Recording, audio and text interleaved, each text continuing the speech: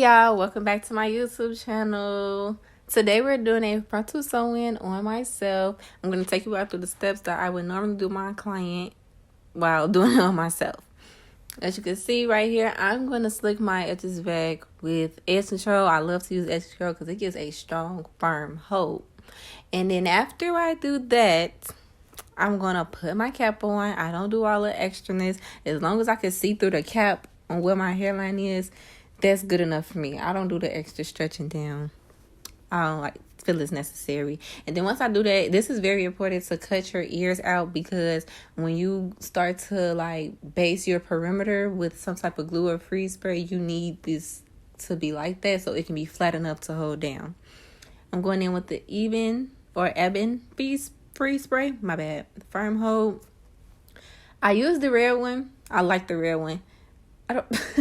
It was stuff coming out of my thing, that's why I did that. But I like the red one, but I like this black one because it really is a stronger hold, I noticed. So I'm doing that and spreading it out throughout my edges evenly. If you were to have a client, you will put them under the dryer. If you would I sometimes do it to my clients, I sometimes don't, because this stuff does air dry, and when it air dries, it still gets the job done. So I had went off camera and this side looks air dried, so it's still see-through and it's still stuck. I went in with my Erica J Hold Me Down adhesive glue. I love it. It's the truth. It's very strong hold. And I'm going around with the perimeter. So this is just to give it an extra tacky.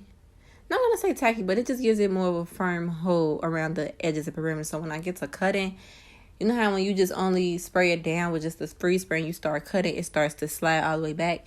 When I use her adhesive glue or just any lace glue, it's just going to give that stuckness right there. It's not going to keep sliding back or moving back. So once I'm done doing that, I go in with my LA Pro concealer.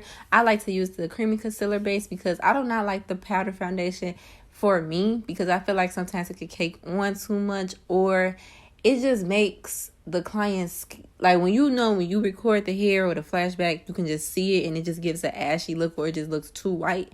The creamy base is more of a true match to your skin complexion, and I like the creamy base because I can sometimes have a client who's in between two foundation colors. I can literally take those two colors and mix them together to make one. So it's very manageable and convenient to do. I would really prefer this over the powder foundation, but everyone has their own preference, but this really gets the job done for me. So after I put the makeup on my hair, I went back in with the even freeze spray. I sprayed it on the comb, and I just go in with the blow dryer and kind of melt the ridges down, or the perimeter down. I don't know, melt it down more. You probably can't tell that I'm doing it on here because the camera just really isn't getting it, but I'm just doing that to give more of a ball look, and it could give an effortless melt when I apply the lace on top. So as I do that, I'm going to go back in with the makeup to put it right on top to get that ball look. And then once you do that, of course, clean the perimeter with alcohol, and go in after the alcohol and spray or put down a adhesive protectant. I didn't have it with me, but I definitely use it on my clients. I had to apply the lace off video because my hairline is really low, so I had to literally sit in the mirror and really look at my hairline and see how I was going to place the frontal. But as you can see, I got to sewing in the back of my hair using my luxurious bundles. I know y'all seen this shine a couple minutes ago. Go back and rewind if you want to see it, because that was something you can't miss. But this literally is a hard task.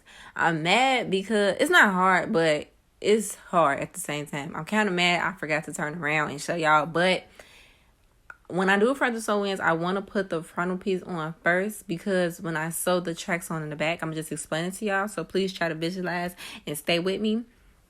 I sew basically in the U shape. So since the frontal was already on, I will make the ends of the tracks meet.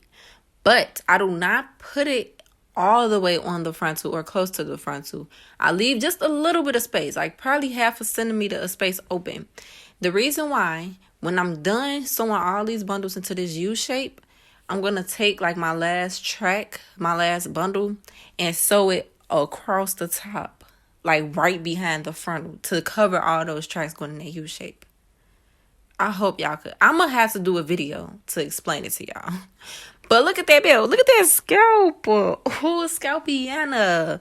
And that's a HD lace too. That is my HD lace. It's my hair collection, y'all. So get into it with it. The Frontal, I want to say, was 18-inch. Yes, it was 18-inch body wave. And it did pretty good. I'm not a person who's really big on plucking, but I do like to do the plucking to make it look natural. But this looks like it's coming out my head. So after doing that, how come and what I could, I'm going to go in with some foam or mousse, you want to call it, to help assist me with getting the hair more flat. The foam I'm using is a product that I'm testing out as well as the wax stick and the edge control I use.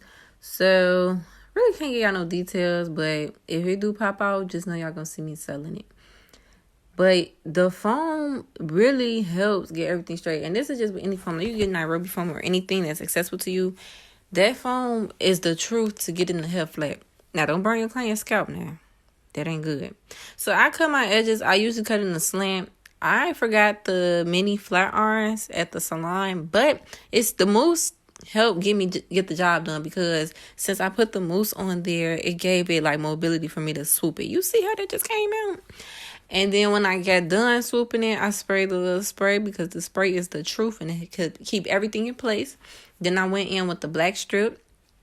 If it looked used already, it is. I had used it when I had laid down the lace. So I'm like, why not use it again? But don't use this stuff over with your clients. It'll be better. But I'm going to go in with that. And then when I do that, I'm going to go in with my Labella Rain lace bands, melt bands, and put that on top to give it a better secure hold to melt it even better. So since the hair was body wave, I just wanted to, just do some flexi rods. I didn't feel like putting heat on it. I also left my curling irons at the salon, and I didn't feel like using the wand curler I had at home. So I'm just like, let's put some flexi rods on them. Put the flexi rods in, took it out, and I literally only had the flexi rods in for probably about 30 minutes, because I know I had took a shower after I had installed my hair. So I put the flexi rods on there with the mousse on top. Got in the shower, got out the shower, got myself together, and just did that. And it came out so bomb and flawless. And then the flexi rod curls lasted for so long. Well, they still lasting, because I'm currently talking with the install of my hair and they still here. But that's the end of the video. Thank you all for watching. Thank you for tuning in. Please like, comment, subscribe, and share.